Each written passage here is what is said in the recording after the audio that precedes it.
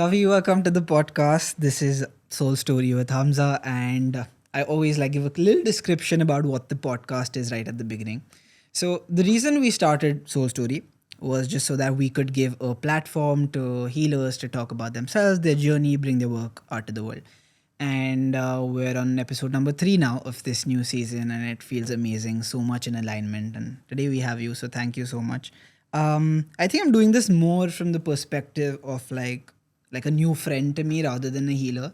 Because little that I've got to know you, I feel like if I try and bring your personality out through the podcast, it will connect deeper with people than just the yoga that you do. So that's gonna be like my main idea through it. We usually start with like a little introduction that you can give as to where the story started, how did you reach Mumbai, what's the journey been like, and you can share it in your words, however you want to, and whichever parts you feel like need to be highlighted to an audience. Go for it. Thank you so much for having me. I'm Always. happy to be here as a friend as well. So how did my journey start? Let's start with Mumbai. So I actually came back to India start of last year to do some more yoga teacher trainings and had a flight booked back from Dubai to London. And then I was like, why am I going back to London? It really didn't feel in alignment with me. For the last 7 years, I've been living in different countries. And I was just feeling stuck in England. I love adventure, I love new things, and I love getting out of my comfort zone. So when two of my cousins kind of prompted Mumbai to me, I was like, you know what? Let's just go. Let's just cancel my ticket, booked a ticket to Bombay. Didn't know anyone in the city. I had barely even met my cousin. And within a few days, I was teaching my first class, and it just felt like it just kept happening so fast. So in flow with zero resistance, which was the opposite of how it felt in England for me. Got it. So I just stayed. Okay. Yeah. Wow. And let's focus a little bit on your yoga journey also. So, how did that come into being the first time you learned? How did you learn? How did you get into it? Yeah. How was life there? Because I know you shared a little bit about your life back in London and when you went to university. So, how's that been for you? Yeah. So I think I tried yoga for the first time when I was 12. I just remember lying down as a starfish and it was fun. I think the first moment we all fall in love with yoga is when you're in Shavasana. Correct. And you're lying down. You're like, whoa, this is exercise. Yeah. Sign me up. So the first time I did it properly, I fell asleep in Shavasana and it felt like such a safe space to be in. As a teenager, I think I was 14, 15 years old, attending every Tuesday evening. And I had gone to a school which was very gossipy. I mean, maybe high school is for a lot of people. Yeah. But it didn't feel like the most safe space. And yoga always felt a place I could just relax and not have to worry about, proving myself with education or looks or popularity, anything like that. It was just a place to be held.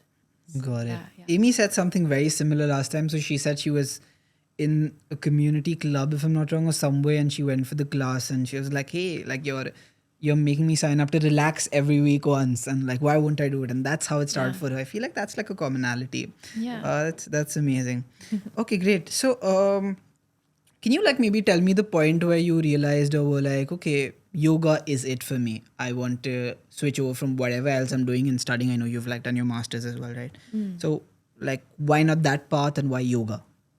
Okay, so I took 2 gap years after high school because I didn't really know what I wanted to study. And I also had this curiosity to learn about different cultures, different languages. And in my second gap year, I thought, I really want to go to India, learn about yoga, and also connect to my culture in my own way. So I did the training, got locked down in Rishikesh. And it was in my first class that I taught, which is the exam for the yoga training. I just had this moment where it just felt, the whole class was seamless. It felt so smooth. It felt so effortless for me that, when you have that alignment moment, we're like, yes, this is it. So I had that.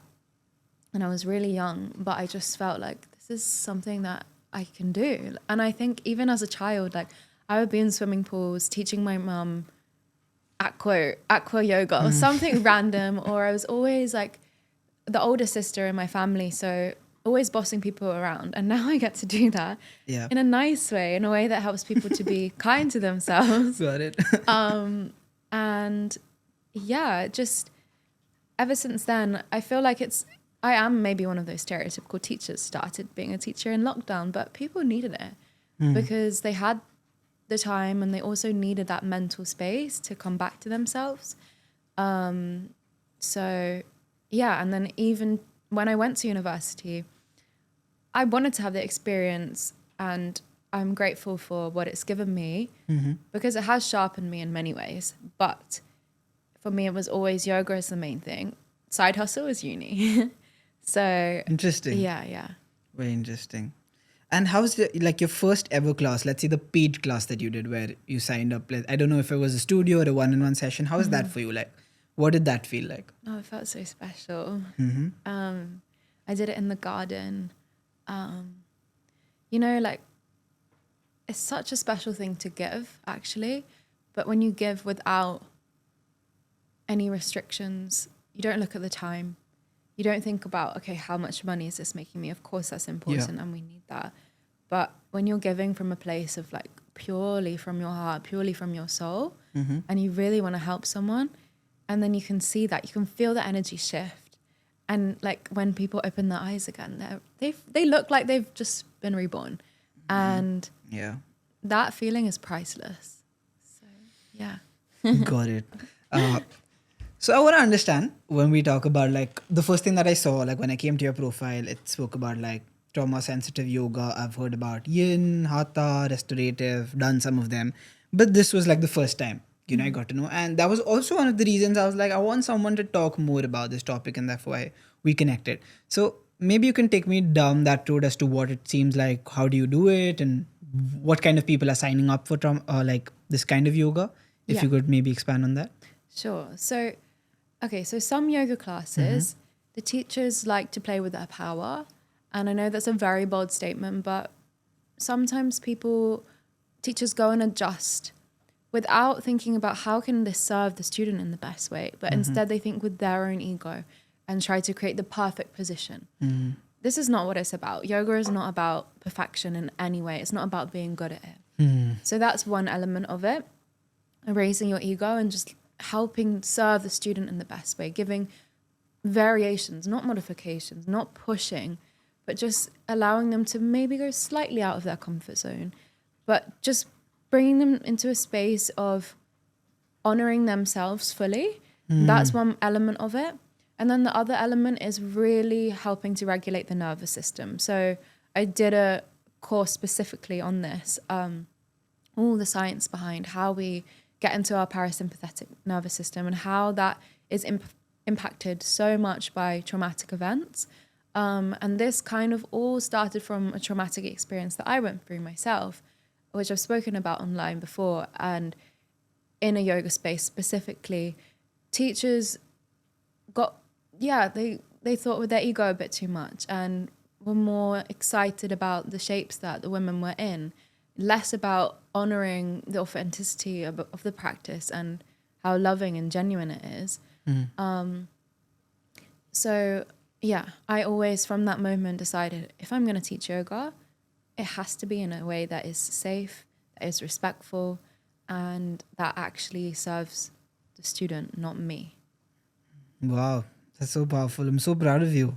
Thank Like you. that's amazing, going on this journey and setting this path. It's lovely to see someone doing that, because we all are born from some of the other situations that we face, and then we have the decision: should we change reality for ourselves or no? So that's amazing. Thank you. Wow, goosebumps.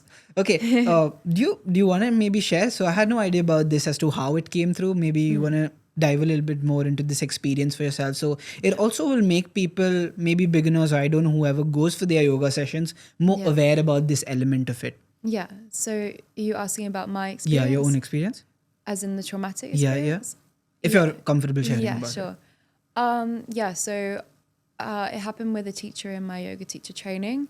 He would tell me how he, really enjoyed the positions that women were in, for example, downward dog, and why he would love adjusting them. it. Okay. And That was one aspect of it. And then, I did unfortunately experience rape. So that was not a nice experience. But yeah, sorry for not giving a sexual assault trigger warning. Yeah. But it's only, like you said, it's we are born out of these experiences, and what it's done for me has made me way kinder as a human, way more compassionate, and I just want people to feel safe in a class, in any movement setting. And I think what happened in the last podcast that I did, we kind of highlighted how any kind of movement-based teacher or even healer, they need to have that sensitivity, because we're not therapists, but you still need to be aware that it's not about people having different bodies. It's about people having different life experiences. And that is something we have to be sensitive and aware about. And again, erase our ego. Think about the other person. More power to you, Kavi. And sorry you had to go through all of this, but I feel like, look at what it's brought to you now. So, wow. Yeah. I do agree with that 100%. So during like our Tantra trainings also, this is a very important part that we are spoken to, and especially in a country like India where we do have these practices and people need to be aware about consent, boundaries, stuff like that. Yeah. It's been a part, and I've seen it firsthand myself. And I don't know if it's a guy girl thing. I would not want to like dissect it there, but I do feel like every practice that you go into that is movement driven, or where there's any kind of contact, you have to be so mindful. Because I've come to realize that it happens in that one instance. Let's say you cross a boundary or whatever, and it creates a very like triggering experience for someone, and that kind of affects their entire life. So I know so many people who I met there, who I spoke to later on, who are my friends today, girls. And when I always speak to them that, hey, are you considering going again for another festival somewhere else, right? Not even in India. And they always, I can see like they're confused about it, and they're not sure whether they should get on that journey or go again, or if they'll ever have to experience it again. So it's kind of very sad. Yeah, it is a shame. Yeah. But I just wanted to say like some ways that we can make it a safe space. Maybe you can also share how, because I know you said you went through an experience as well where at first people were not comfortable, and then one lady took over and made people feel comfortable. Yeah. So I'd love to hear about what she did. But for me as a teacher, I have little cues, and I'm sharing this so that hopefully it can help some other teachers and also students to know what is appropriate. Yeah. So for example, in child's pose or any kind of position, I'll say, give me a thumbs up if you feel comfortable being adjusted. So it's a subtle cue. You don't have to wave to me at the start of the class and feel like the odd one out for not putting your hand up, that you're uncomfortable. Yeah. So subtle cues, or having a card that says yes or no. You can just change it whenever you feel comfortable. And I also believe that as a teacher, you should be checking in each time that you adjust. Just because you've known a client for years doesn't mean that you can just touch them whenever you want. And it doesn't mean that throughout the class you can continue to adjust them. Some people may not feel comfortable being adjusted in downward dog, but they don't mind it in Shavasana. So check in. I think that's one of the best things we can do as teachers.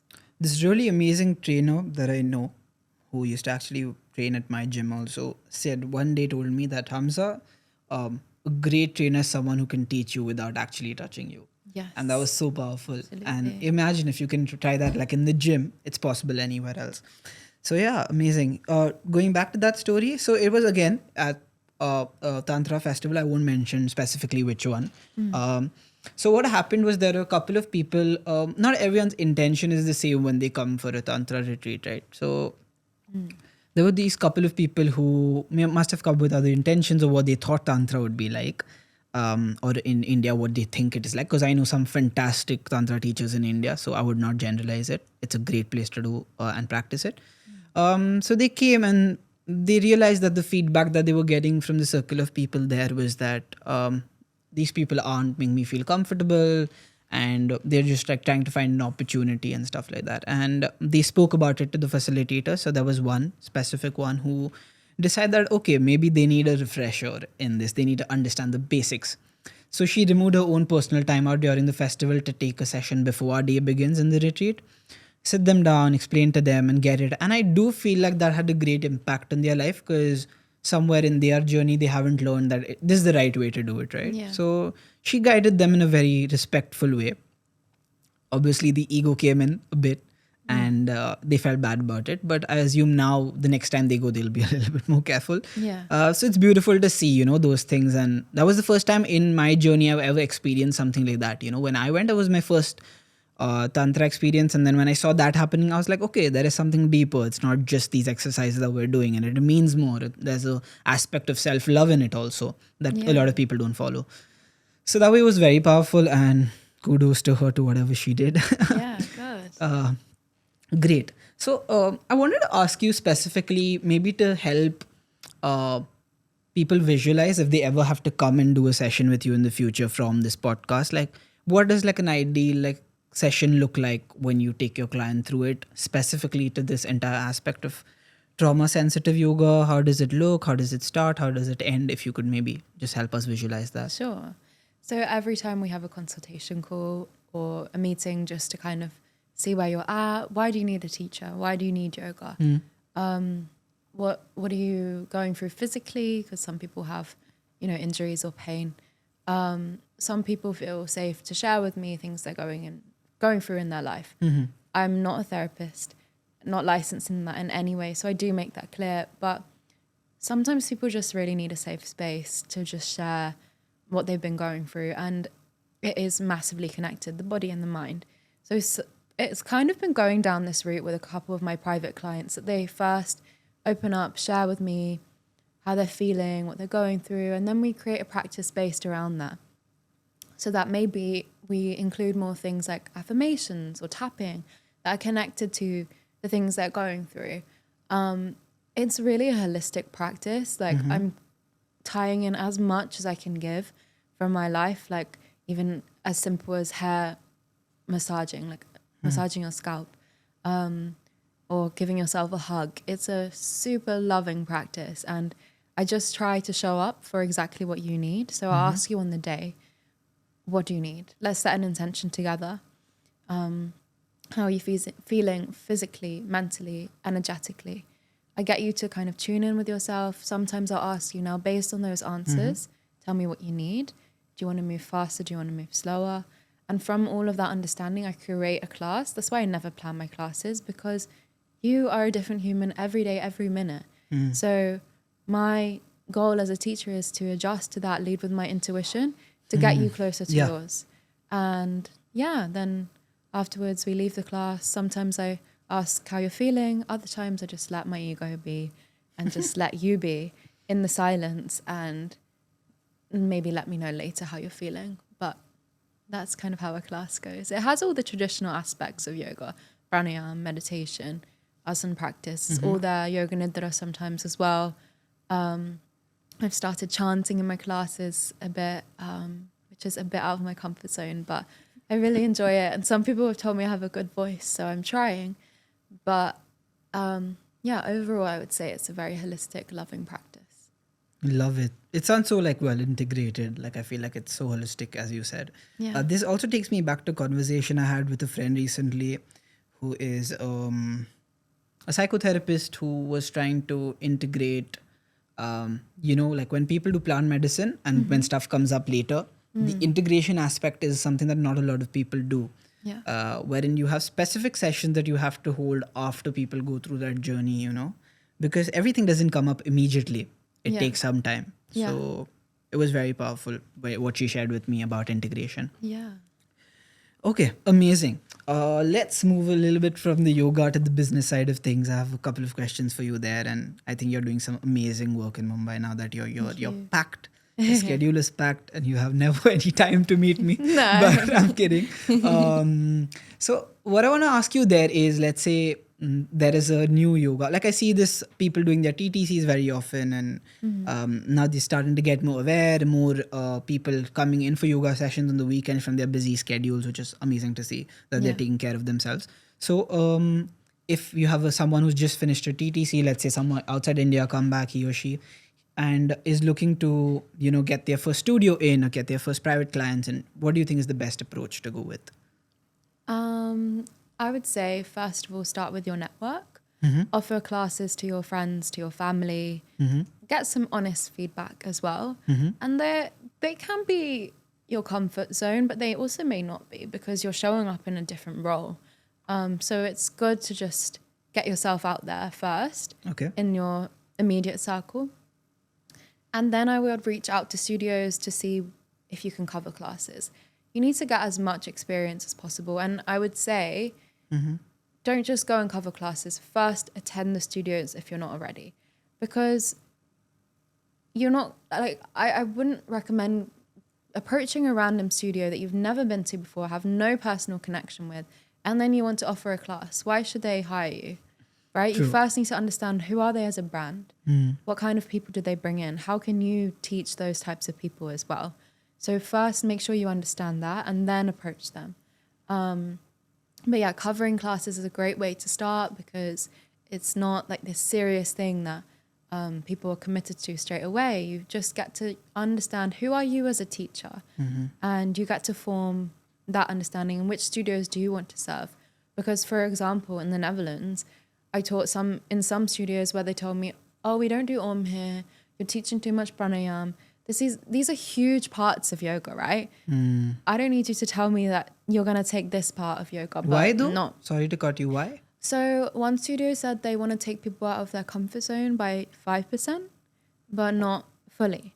So for me, that means, okay, you want to steal a practice, you want to culturally appropriate a bit of a practice, but not all of it.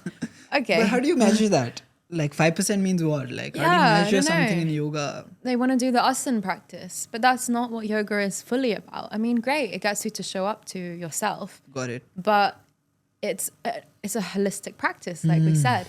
So I'm bringing this up because you need to understand who you are as a teacher. Do you want to serve Very studios like important. that? Yeah. For me, it's really important to be culturally authentic to the practice. And yeah, so you just keep understanding yourself as a teacher, and then you know where to place yourself too. Got it. Very powerful.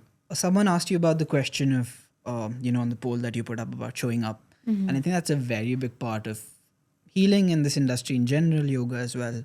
Yeah. Showing up on Instagram. What are you comfortable posting about? What are you not comfortable posting about? How do you attract the right kind of audience for your sessions? Yeah. There are so many different levels to it.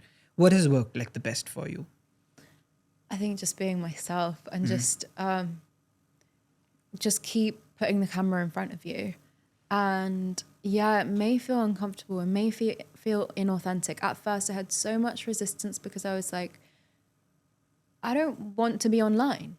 Got it. I want to be disconnected from that space and just be inside. But the thing is, this life, we are not in the mountains all the time.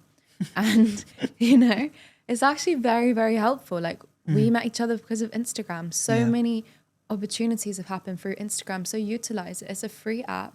It's incredible. You can reach so many people and help so many more people than you can in your day to day. So try to show up again. Erase the ego. Do it for other people, not just for yourself. People love to know details about your life. They're nosy. So just give Give them it to them. something. Yeah. And people also like to understand that you're human. That you're Yeah, not just, I'm yeah. not a saint all the time. Like, sometimes I go partying. Sometimes I even have a drink. Like, that's not the yogi way. But it's what makes me feel good. It's a self-loving practice for me. And I just want to show that I'm a human as well. I make mistakes sometimes. I have fun sometimes. I'm not constantly waking up. I never wake up at 4:30. Just keeping Yeah. it real, because people want to come for you as a person. They're not just coming for the practice. Absolutely. So yeah, just show up, be yourself. Wow. Yeah. Amazing. This last question of mine might backtrack a little bit to the middle portion of our podcast. It is like towards, now we've almost reached the end of this episode. But in terms of like what you've seen in Mumbai versus around the world, what are the differences that you see in yoga and your practices in general? You can talk about also people and their reception. Yeah. What works better here than outside? Maybe throw some reflection there. Yeah. Okay. So super interesting. I've actually had a few clients here come up to me and be like, I just can't find a teacher who teaches in the Western way. And I'm like, well, what's the Western way? Because I'm trying to teach in the authentic way. But I realize what it is not someone shouting in your face, 1, 2, 3, stay in that position the whole time. They're not pushing you. They have this sensitivity. Sorry about that. Well, Yeah. actually, like, you don't want to be shouted at. Like, it's not, you're not in school, Got it. Got it. Yeah. you know? Yeah. When you said that, someone came to my mind immediately. That's why I'm laughing. I But think yeah, we all got have a it. few people Got we it. can Got think it. of. Got it. But so I think that's one thing that places me differently here. I mean, I'm sure there are other teachers like that too. There are, for sure. But just having that softness and understanding, compassion, really meeting people where they're at. Again, I keep saying it about the ego, like really showing up for them. Now, in the West, the thing that I see that's different is that there's less pranayama, there's less chanting, because people do somehow associate that towards religion. And of course, elements of it are in Hinduism, like some of the mantras Of course. are, but it doesn't have to be a religious thing. Yeah. I don't see it as a religious thing. Yes, I feel like it's a divine, sacred practice, but I'm not pushing any kind of religion down anyone's throat with yoga. It's for everyone. Everyone who wants to show up for themselves. So that's kind of the difference I see in terms of teaching. At the end of the day, I feel like people just really need to be kinder to themselves. And that's a universal thing. Absolutely. Agree 100% with everything you've said. Amazing. That's kind of the end of podcast. I think that was really short, but amazing. I think we got so much information in. When you're back in August, we'll do one more for sure. Yay. Maybe a little more practical. It can be like a master class. I had this idea of doing like a online masterclass for yoga teachers. Like we break each segment and do it a little longer. And then Yeah, we can let's put it do as a it. series on YouTube. So that was the idea. But this was just to introduce you to them. Yeah. Thank you so much. I want to compliment you on the fact that I don't think I told you this personally, but I meet a lot of healers on a day-to-day basis. A lot of people, forget healers, like a lot of people who say they're intentional with their work, but they aren't really intentional with their work. And I see that very distinctly for you in the way you talk about your clients, the way you talk about your work, also like your Instagram and stuff. Like you're doing it for a higher purpose for yourself. And I think that's the best way to live life. I'm trying to get there. I feel like somewhere the ego within me comes in place and is like, hey, Hamza, this is the best way to go. This is the most profitable way to go for you. But I try not to do that, because when I operate on the level that I feel like you're operating at, it's always in alignment and I get the best kind of clients for myself. So I just wanted to like compliment you on that. And before we end, if you want to like just quickly share how people could connect with you, what are you offering, when are you going to be your next, how to collaborate with you, just however you want to speak to them, you can go for it. Thank you so much. Always. I would say also, just to touch on that, like we do need to make money to survive in this world. Correct. And it can be a beautiful thing. It doesn't always have to be an egoistic thing either, because you're offering something wonderful. You should own that. Yeah. And if you're helping people, that is a beautiful intention in itself. And I think in the last year or so, I do really feel that alignment with God and like divinity. It's not necessarily connected to one religion, but I think like I just want to share with you and with other people, like how can you serve in the best way? Because that is the most beautiful thing that we can do. How can we give back in a way that really is not coming just from ourselves, but showing up? So one thing I do with my clients, when they're setting an intention, my intention is to give to them in the best way. And if I'm adjusting them in Shavasana, for example, Yeah. I'll also do a little prayer for them. So there's ways that we can make our work even more like impactful and meaningful. And then in terms of connecting, you can find me on Instagram, Yoga with Kavi. I post tips on there. I post things about my life and just try to keep it real.